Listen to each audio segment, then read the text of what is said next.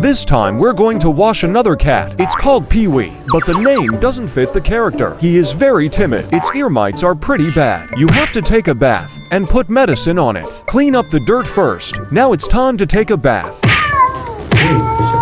His coat is in pretty good shape. It didn't take long to get clean. No cat seems to be dirty without being naughty. Well, it's your turn to dry off in there. It's a great place for timid cats. Let's see if we can blow his hair.